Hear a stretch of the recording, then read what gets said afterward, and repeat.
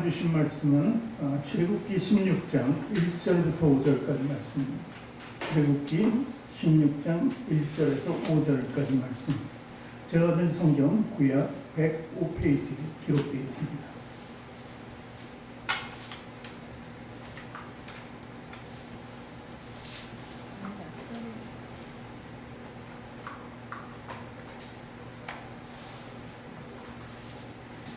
구약성경 105면에 기록되어 있는 출애굽기 16장 1절에서 5절까지의 말씀 찾으셨으면 한 목소리로 함께 봉독하겠습니다. 이스라엘 자손의 온 회중이 엘림에서 떠나 엘림과 시내산 사이에 있는 신광야에 이르니 애굽에서 나온 후 둘째 달 15일이라. 이스라엘 자손 온 회중이 그 광야에서 모세와 아론을 원망하여 이스라엘 자손이 그들에게 이르되 우리가 애굽 땅에서 고기 가마 곁에 앉아 있던 때와 떡을 배물리 먹던 때에 여호와의 손에 죽었더라면 좋았을 것을 너희가 이 광야로 우리를 인도해내어 이 온 회중이 죽여 죽게 하는도다. 그때 여호와께서 모세에게 이르시되 보라, 내가 너희를 위하여 하늘에서 양식을 비같이 내리리니 백성이 나가서 일용할 것을 날마다 거둘 것이라. 이같이 하여 그들이 내 율법을 준행하나 아니하나 내가 시험하리라. 여섯째 날에는 그들이 그 거둔 것을 준비할지니 날마다 거두던 것에 갑절이 되리라. 아멘. 두 손을 가슴에 얹고 저를 따라 고백하시기 바랍니다. 하나님께서는 나를 사랑하십니다. 하나님께서는 나를 사랑하십니다. 하나님께서는 나를 존귀하게 여기십니다. 하나님께서는 나를 존귀하게 여기십니다. 하나님께서는 나를 축복하십니다. 하나님께서는 나를 축복하십니다. 하나님께서는 내 문제를 해결해 주십니다. 하나님께서는 내 문제를 해결해 주십니다. 네. 진실한 믿음의 고백이 되셨습니까? 아멘. 우리 앞뒤 전후좌우에 계신 분들과 인사합니다. 당신을 사랑하고 축복합니다. 사랑하고 축복합니다. 사랑하고 축복합니다. 사랑하고 축복합니다. 축복합니다. 사랑합니다. 축복합니다. 요즘 모든 사람들이 좀 블루보다 레드로 바뀐다 그래요. 블루는 우울하다는 뜻인데 레드는 환한다는 뜻입니다. 이 코로나 때문에 사람들이 이렇게 변하고 있습니다. 다 변하고 세상은 변하고 땅도 변하지만 변하지 않는 것은 하나님이시고 또 그 안에 우리 하나님의 백성도 절대 변하지 않아야 되는 것입니다. 아멘. 블루, 레드가 돼도 우리는 해피하게 늘 살아야 되는 거예요. 왜냐하면 하나님의 구원을 통해 하나님의 은혜를 입고 하나님의 축복 가운데 살아가기 때문에 그렇습니다. 미래가 없는 사람들과는 다른 삶을 사는 우리들, 정말 우리들은 미래한 가치를 누리고 가치를 가지고 있는 사람인 것을 우리가 스스로 자부해야 한다는 사실입니다. 이 작년 한 해 코로나 때문에 굉장히 고통받았습니다. 올해도 시작이 코로나와 함께 시작됐어요. 특히 연말과 연초 이 가운데는 독특한 코로나의 영향을 받고 있는 것이 바로 우리 현신들이 있습니다. 그런데 우리 성인들은 죽겠다. 이런 사람들 그래도 아주 코로나와 전혀 관계없이 편안하게 살아갑니다. 근데 성인들만 여기 죽겠다 저기 죽겠다 하고 살아가는 것이죠. 이런 절망의 소리들이 들리고 있습니다. 그런데 이렇게 숨막히는 현실을 살아가지만 우리는 그리스도인들은 절대적인 그 방향감을 놓치지 말아야 돼요. 방향감을 잃어서는 안 되는 거예요.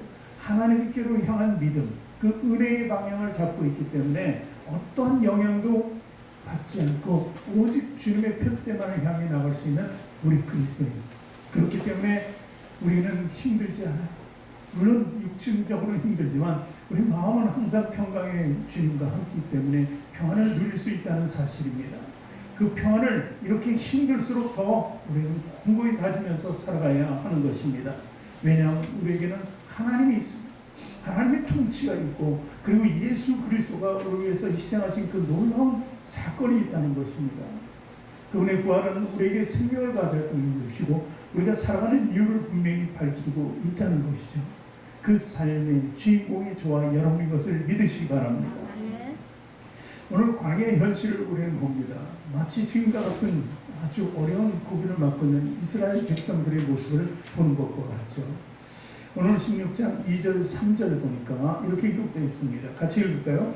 이스라엘 자손은 회중이 그 광야에서 모세와 아론을 원망하여 그 원망의 내용은 바로 이렇습니다. 16장 3절 보니까 이스라엘 자손이 그들에게 이르되 우리가 애굽 땅에서 고기가마 곁에 앉아있던 때와 떡을 배불리 먹던 때에 여호와의 손에 죽었더라면 주었을 것을 너희가 이 광야로 우리를 인도해내어 이 온 회중이 줄여 죽게 하는도다. 이렇게 기록하고 있습니다. 원망의 내용은 무엇입니까? 바로 떡입니다. 배로 고팠어요. 한 달 이상을 그들이 이제 광야를 나왔는데 그 기간 동안 가져나온 양식이 다 떨어졌습니다. 그러니까 그들은 이제 모세를 원망합니다. 하나님 직접 원망하는 것은 아주 이스라엘 백성에는 금기로 되어 있기 때문에 모세를 통해서 이렇게 간접적으로 사실 하나님을 원망한다고 볼 수 있는 것입니다. 그리고 자신적인 개인적인 원망인데 온 회중이라 그러면서 온 사람들이 다 그런 뜻을 가지고 있다고 이렇게 이야기하는 것입니다. 출애굽한 이스라엘 백성들, 이 사람들뿐만 아니라 모든 사람들에게 있어서 중요한 세 가지는 뭡니까? 의식주라고 하죠. 입을 것과 먹을 것과 거처할 것, 이 세 가지는 반드시 있어야 되는 거예요. 그래 평안함을 그래야 그나마 우리가 느낄 수 있는 것이죠. 근데 오늘 이 광야에 나온 이스라엘 백성들, 이 이스라엘 백성들의 모습을 보고 한 200만 명 되는데 이 광야 교회라고도 얘기합니다. 이들의 문제는 떡이었습니다. 먹을 것이 오늘 문제였습니다. 우리가 성경을 읽어보면 사실 이스라엘 백성들의 크이한 기질을 보는데 그 기질은 원망하는 기질이에요. 원망.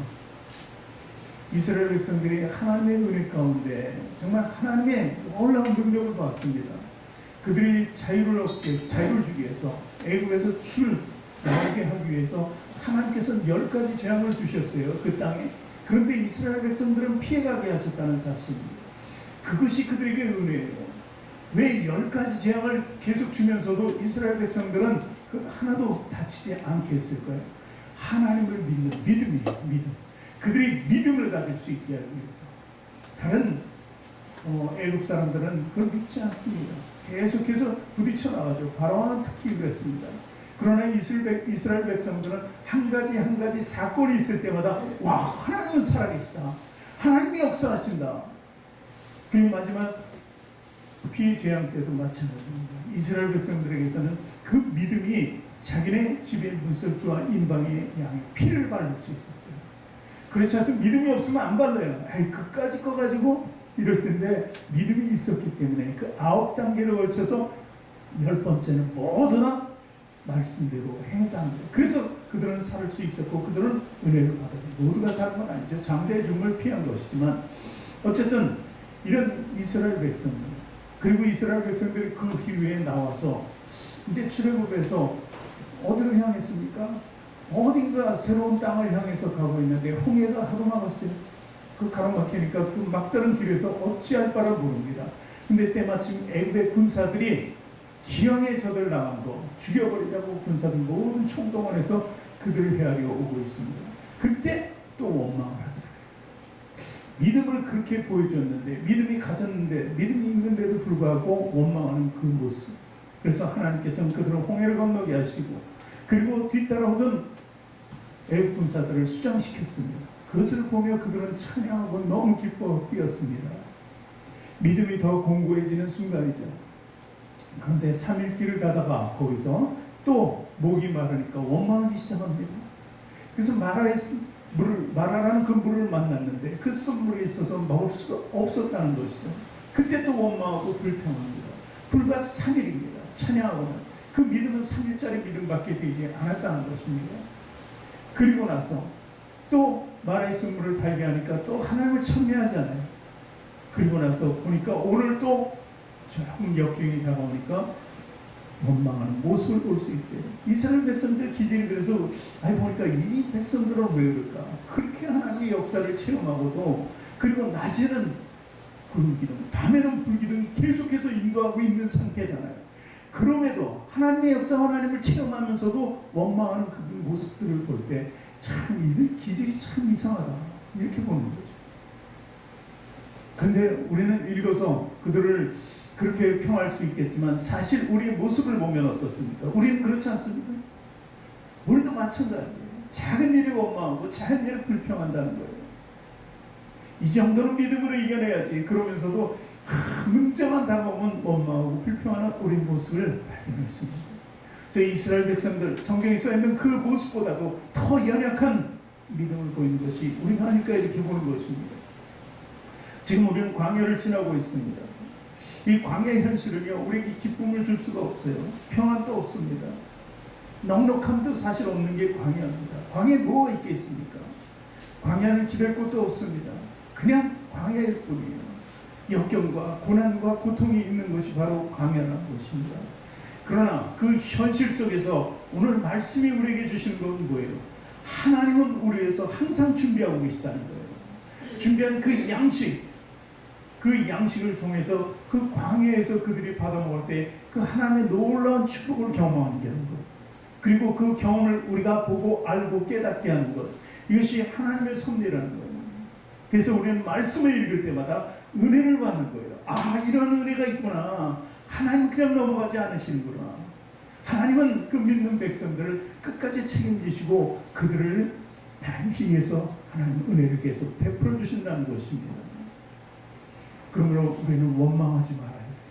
이스라엘 백성들이 원망과 불평이 결국은 어떻게 됐습니까? 고린도전서 10장 10절에 이렇게 사도 바울은 기록합니다. 그들 가운데 어떤 사람들이 원망하다가 멸망시키는 자에게 멸망하였나니 너희는 그들과 같이 원망하지 말라, 이렇게 기록합니다. 그들 중에 어떻게 새로운 땅, 지금 오늘 신광야라는데 그것은 신광야는 살 곳이 아닙니다. 또한 광야일 뿐이죠. 그런데 그들이 가 있고는 젖과 꿀이 흐르는 가나안 땅이라는 거예요. 그들 중에 들어간 200만 명 중에 들어간 사람이 누가 있습니까? 여호수아와 갈렙을 제외하고는 아무도 들어가지 못했습니다. 이 원망의 결과예요. 원망하고 불평하고 부정적인 일을 하다가 뭐 3,000명씩 죽고 심판도 당하고 이런 일들이 일어났다는 것입니다. 그래서 그들과 같이 원망하지 말라고 사도 바울은 고린도 교회를 향해서 이렇게 선포하고 있었던 것입니다. 그 원망을 지을 수 있는 방법은 과연 무엇일까? 이 정도로 우리가 성경을 통해서 우리가 알고 있어야 돼요. 그래야 마음의 평온을 찾지 않겠습니까? 첫 번째 보니까 우리는 주변의 사람들, 원망하는 사람들과 어울려서는 안 된다는 거예요. 참 일이라는 게 무섭습니다. 원망해서는 안 돼요. 자기도 전염되는 거예요. 오늘 말씀에서도 누군가 얘기하면서 온 회중이라고 이렇게 해서 전염시켜서 모든 사람이 지금 원망하고 있다고 이렇게 얘기하지 않습니까? 자, 우리 유유상종이라는 말이 있죠. 같이 모이는 사람이 있으면 다 똑같이 될 수밖에 없다는 것입니다. 어릴 때부터 같이 자라온 아주 친한 친구들이 있었어요. 여자들인데, 그래가지고 이들이 이제 자라고 학교도 나오고 좋은 사람과 결혼도 하고 이제 가정을 이끌고 어느덧 중년이 되었어요. 그 예전서부터 그 친했던 친구 의리, 서로를 사랑하는 마음이 큰 사람들입니다. 근데 중년이 돼서 이제 한번 만났어요. 우리 한번 모이자, 뭉치자 그래서 모였어요. 거기서 모이니까 자기가 살아왔던 것도 얘기하면서 지금 잘 살고 있는 걸 서로들 자랑합니다. 지금 말하지 않고 막 자랑하는 거예요. 그 다음에 자식 자랑을 하는 거예요. 그렇게 자랑합니다. 그러니까 뭐 서로 지지 않으려고 자랑해요. 그러다가 이제 남편 얘기가 나오는데 어떤 한 사람이 남편 흉을 보는 거예요. 그 자리에서. 흉을 보니까 또 이제 모든 사람들이 다 자기 남편 흉을 봐요. 왜 남편만 그렇게 흉을 당하는지. 그런데 흉을 보는데 나중에 그 중에 한 친구가 그래, 네 남편 그러더라 이렇게 얘기해 보니까 다른 사람이 자기 남편을 흉 보니까 그때는 이제 좋았던 관계들이 다 깨지는 거예요. 막상 왜 네가 왜 내 남편을 이러면서. 그러니까 남편 흉 보지 말아야 되는 것이죠. 어쨌든 유유상종이라고 모여 있어서 그 대화의 주제가 가는 대로 다 같이 가게 돼 있어요. 다 전염처럼 이렇게 다 똑같이 행동하는 것을 볼 수 있어요. 처음에는 좋았다 자랑하다가 나중에 흉 보다가 싸우다가 이게 모든 것이 한순간에 이루어질 수 있는 일이라는 것입니다. 그래서 우리는요, 어떤 사람이 원망해도 같이 하지 말아요. 나로부터 시작은 안 하는 건 뻔한 거고 이건 분명히 그렇게 해야 되지만 다른 사람이 시작을 했더라도 잠재울 수 없다면 차라리 동조하지 말아야 돼요. 그 삶을 사는 것이 원망하지 않는 삶이라는 거예요. 둘째로 또 원망하지 않기 위해서는 자족하는 삶을 살아야 돼요. 우리가 왜 원망합니까? 만족이 없어서 그래요. 삶에 만족이 없으니까. 큰 유익이 주어지지 않으면 일하는 거에 대한 대가가 그럴 때마다 우리는 원망하고 불평한다는 것입니다. 그러나 이 원망과 불평을 지할 수 있는 것이 하나 있는데, 그것이 자족이라는 거예요. 자족. 자기 만족을 누릴 수 있는 것이죠. 어쩌면은 그 있는 상태, 지금 현실에 만족하는 삶을 살아가는 거예요. 우리 성도들 보면은 사실 남에게 자랑할 만한 거 그렇게 없습니다. 다들 보니까. 그런데도 자족하는 거예요. 자기 만족. 자기가 뭐 자기에 취해서 만족이 아니라 내 삶의 이것까지인데 여기에 나는 그냥 만족하고 족한 은혜로 살겠다는 것이 보이는 거예요. 그러니까 우리 성도들은 참으로 사랑이 많고 정도 많고 마음의 평강을 유지하는 그 모습들을 제가 발견할 수 있다는 거예요. 서로 시기지 않고 다투지 않고 탐욕 부리지 않는 그 모습들이 바로 우리 교회 성도들의 모습을 제가 봤을 때 저는 늘 기쁜 거예요. 어쨌든 그 자족이라는 것을 또 사도 바울은 이렇게 얘기죠. 빌립보서 4장 11절 12절 말씀 같이 읽을게요. 내가 궁핍함으로 말하는 것이 아니라 내 어떠한 형편에든 나는 자족하기를 배웠노니 나는 비천에 처할 줄도 알고 풍부에 처할 줄도 알고 모든 일 곧 배부름과 배고픔과 풍부와 궁핍에도 처할 줄 아는 일체의 비결을 배웠노라. 모든 사람들이 그 상황을 자기도 다 경험했었다는 거예요. 어떤 사람은 어렵게 사는 사람, 어떤 사람은 풍요하게. 사도 바울은 풍요한 사람이었어요. 그러다 예수 그리스도 믿고 비천에 처하게 된 사람이었어요. 그렇기 때문에 이 두 가지 현실을 왔다 갔다 하면서 살았기 때문에 다 그는 이해할 수 있다, 알 수 있다. 이보다 사도 바울보다 더 뛰어나신 분 바로 예수 그리스도죠. 예수 그리스도는 모든 것을 경험합니다. 우리들의 모든 삶을 똑같이 경험하고 그보다 더 혹독한 시련을 십자가의 죽음까지도 맞이하신 분이 바로 예수 그리스도예요. 그분을 생각한다면 우리 삶은 지금 굉장히 풍요하다, 부유하다 이렇게 볼 수 있는 거예요. 머리 둘고 터나없으신 예수 그리스도.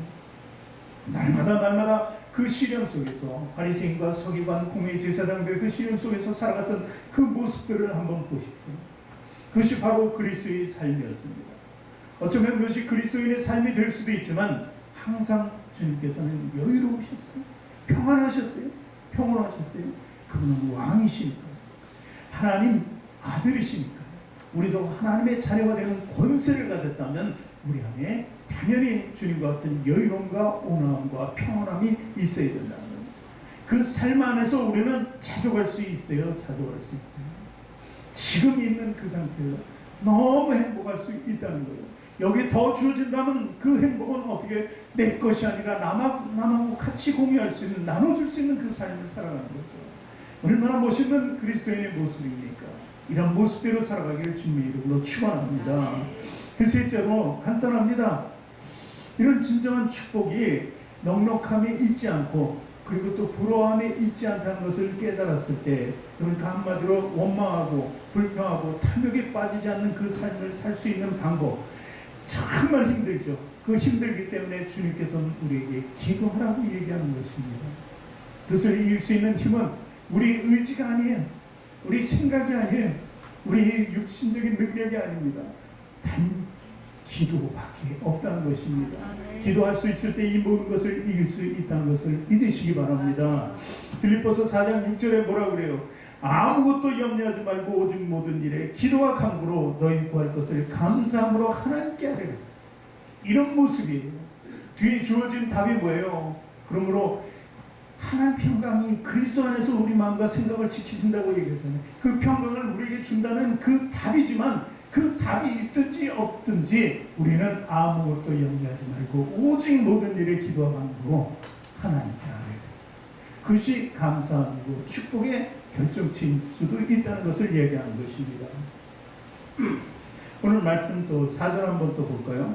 그때 여호와께서 모세에게 이르시되 보라, 내가 너희를 위하여 하늘에서 양식을 비같이 내리리니 백성이 나가서 유용할 것을 날마다 거둘 것이라. 이같이 하여 그들이 내 율법을 준행하냐 아니하냐 내가 시험하리라. 이 시험은 뒤쪽에 쭉 나옵니다. 말씀을 읽어나가면 어쨌든 모세를 통해서 하나님의 응답을 주시는 거예요. 믿음의 형성이 된 사람들, 그 사람들은 당연히 받는 것입니다. 우리가 하나님의 능력 가운데 살아간다는 것은 바로 하나님께서 모든 것을 주시겠다는 거예요.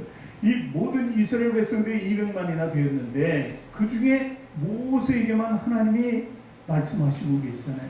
그럼 모세가 원망했기 때문에 말씀을 줍니까? 아니죠. 모세는 무엇을 했을까요?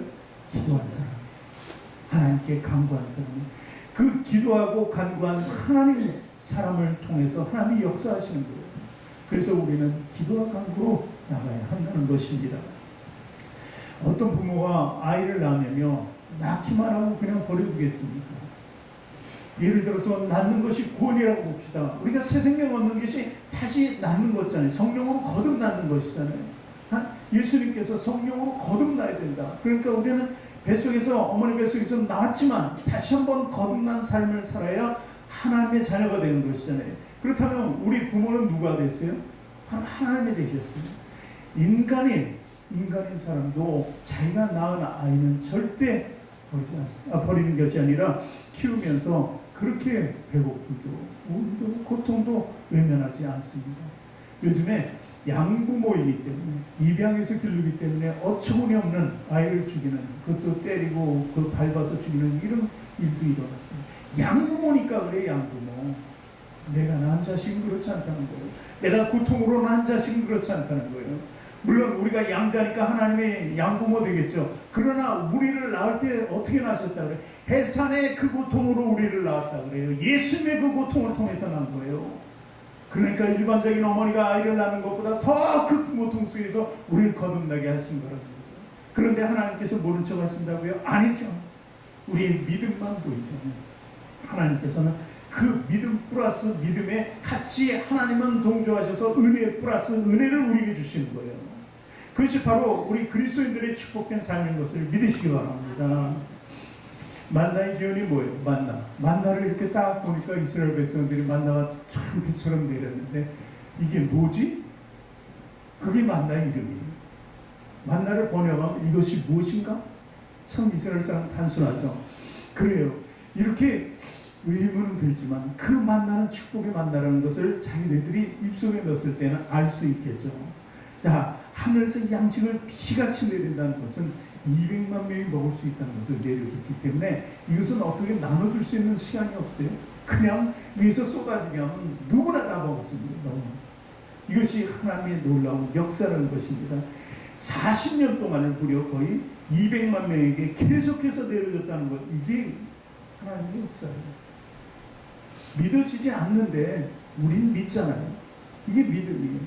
축복과 은혜는 그 믿음 속에서 생성되고 그 믿음대로 되어지는 것을 믿으시기 바랍니다.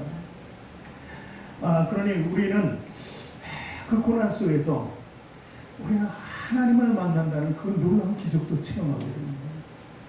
고난이 없으면 하나님께 나가지 않고 하나님 만나는 방법이 없다고 누군가 얘기합니다. 그러나 고난이 있으면은 우리는 반드시 그리스도인이기 때문에 줄을 잡으려고 해요.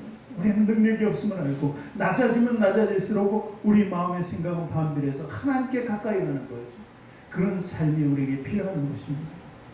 주님께서는 고요하게 우리에게 역사하세요. 뭔가 보여주기 위해서 꽝꽝 이렇게 크게 우리에게 역사하시는 것이 아니라 조용하게 고요하게 우리들 가운데 스며들어서 역사하신다는 거예요. 그게 바로 오늘 말씀 속에 있습니다. 출애굽기 16장 14절 우리 뒤에 말씀 중에 한 말씀을 보겠습니다. 그 이슬이 마른 후에 광야 지면에 작고 둥글며 서리같이 가는 것이 있는지라 하면서 만나를 표현하죠.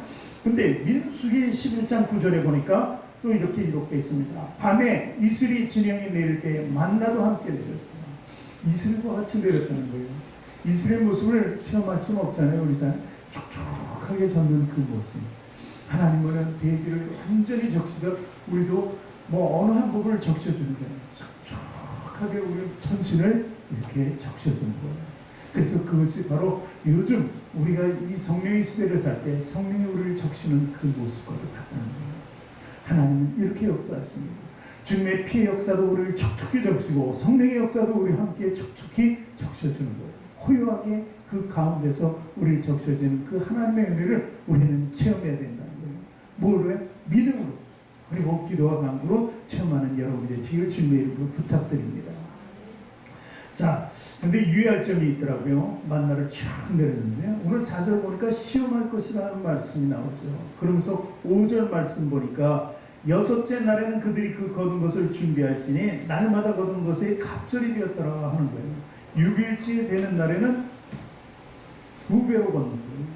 우리는 참 이런 원리를 보는데 일주일에 5일 근무하잖아요. 요새 6일 근무하는 사람도 있습니다. 그런데 예전에 6일 근무했어요. 일주일에 월화 수목금 토를 나가면 주일은 그냥 보너스로 월급을 쳐주잖아요. 참 이 원리가 하나님의 원리. 근데 사람들이 일하기 싫으니까 더 땡겨서 주 5일로 해버렸죠. 5일이라면 5일째는 이 3일치를 그냥 받는 거예요. 안 나가면 없어지거든요. 참 그런 원리인 것 같아요. 어쨌든 성경에서는 이렇게 이야기하면서 유의점을 주는데 탐심입니다. 탐심. 그래서 양식을 이제 그 일주일 중에 마지막 토요일 날은 그러니까 우리 요일로 치는 겁니다. 그 6일째 되는 날은 2배가 되지만 매일 가져오는 것에 그러면 그럴 필요가 뭐 있나. 그냥 첫날 나가서 일주일치 가져오지. 뭐 널린 게 만난데. 그럴 수 있잖아요. 그런데 그렇게 못하도록 하셨다는 거예요. 조금 이따 그 말씀 드리고, 자, 왜 그 탐심을 얘기하냐면, 출애굽기 16장 18절부터 우리가 읽어보면 알아요. 같이 읽습니다. 오멜로 되어 본즉 많이 거둔 자도 남음이 없고 적게 거둔 자도 부정함이 없이 각 사람은 먹을 만큼만 거두었더라. 모세가 그들에게 이르기를 아무든지 아침까지 그것을 남겨두지 말라 하였으나 그들이 모세에게 순종하지 아니하고 더러는 아침까지 두었더니 벌레가 생기고 냄새가 난지라 모세가 그들에게 노하니라. 이 시험이 바로 이것이었어요. 자기 먹을 분량만 채워야 되는데 제가 좀 전에 얘기했더니 6일치를 뭐 일주일치를 뭐 그 더 많으면 항아리 뭐 이런 거 있으면 뭐 한 달치를 갖다 놓으면 더 좋겠죠. 그러면 한 달에 한 번만 일하고 나머지는 쉴 수 있습니다. 그렇지 않다는 것이죠. 그게 인간의 탐심을 제어할 수 있는 탐. 하나님께서는 그 탐욕을 이미 제하신 거라는 거예요. 그때 그것만 이렇게 하는 거죠. 그래서 만나는 어쩌면 그리스도의 실존의 모습, 실제적인 모습을 어떻게 사랑하나 그것을 보여주게 하는 방법 중에 하나인 것 같아요. 신명기 8장 3절에 보니까 이렇게 나왔습니다. 신명기 8장 3절 말씀 제가 읽을까요? 너를 낮추시며 너를 줄이게 하시며 또 너도 알지 못하며 내 열조도 알지 못하던 만나를 내게 먹이신 것은 사람이 떡으로만 사는 것이 아니요 여호와 입에서 나오는 모든 말씀으로 사는 줄을 내가 알게 하리라. 그 만나를 통해서 탐욕과 모든 것을 제어했잖아요. 그러니까 먹는 것에 대한 탐욕이 아니라 우리는 어떤 거에 욕심을 가져야 돼요? 하나님의 말씀입니다. 그들에게 가르쳐줄 것은 하나님의 말씀이었습니다. 그 말씀 뭐예요? 순종이었어요. 당신은 내가 시키는 대로 하나 안 하나 내가 시험해 보겠다고까지 말씀하시면서 이 탐욕에 대한 것을 그들에게 교훈하고 있다는 것입니다. 그래서 사람은 내가 원망한 것은 떡입니다. 오늘 이스라엘 백성들이 그 떡을 주었어요. 떡을 주었는데 그조차도 욕심을 버리면서 살아가는 육을 위해서 먹는 그것에 너무 욕심 부리지 말라는 거예요. 내가 만나에 들어있는 내가 포함한 가장 큰 것, 너희들에게 주고 싶고 너희들이 알고 깨닫게 하고 싶은 것은 바로 하나님께 순종하는 것입니다. 하나님의 말씀대로 순종하는 거예요. 그러니까 말씀이 중요하지 육의 만나, 먹는 만나가 중요한 것은 아니라는 것을 가르쳐주는 거예요. 그래서 감리교 창설자인 요한 웨슬리는 이렇게 얘기합니다. 첫 번째 세 가지를 얘기하는데 첫 번째 사람은 떡으로만 살 것이 아니라 하나님의 말씀으로 살아야 된다. 두 번째 우리는 물질을 가지면은 물질의 주인이 아니라 청직이다. 물질의 청직이라는 거예요. 하나님께 주신 것을 잘 지키고 잘 사용해야 됩니다. 그래서 세 번째는 우리는 많이 벌어서 좋은 일, 하나님의 일에 써야 된다는 거예요. 이게 요한 웨슬리 얘기예요. 그런데 예수 그리스도께서는 뭐라고 말씀하십니까? 요한복음 6장 47절부터 50절 말씀 같이 읽습니다. 진실로 진실로 너희에게 이르노니 믿는 자는 영생을 가졌나니 내가 곧 생명의 떡이로다. 너희 조상들은 광야에서 만나를 먹어도 죽었거니와 이는 하늘에서 내려오는 떡이니 사람으로 하여금 먹고 죽지 아니하게 하는 것입니다.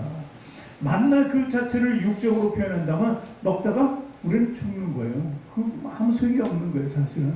그러나 영적인 만나는 뭐예요? 하나님 말씀이기 때문에 우리를 끝까지 하나님의 길로 인도하시고 결국 우린 천국에 사는 걸 누리겠습니다. 아버지 집으로 가는 거예요.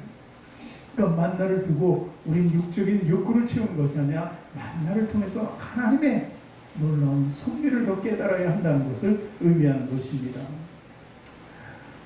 하나님께서 오늘 본문의 말씀을 통해서 이렇게 우리에게 주신 것 간단하게 한번 또 정리해 보죠. 하나님은 그 만나를 통해서 우리에게 그 의미를 무엇으로 보여주고 그 의미를 무엇을 통해서 내가 깨닫게 해주나 하는 것을 우리가 점검해 볼 필요가 있습니다. 그래서 첫 번째로 보니까 매일의 양식을 준다는 것, 그것은 뭐예요? 그것은 모든 염려를 하나님께서 대신 해주신다는 것. 염려하지 말라는 거예요.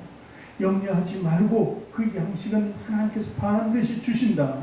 그 대신에 그 양식을 통해서 우리가 깨달을 수 있는 것은 신뢰와 순종이라는 거예요.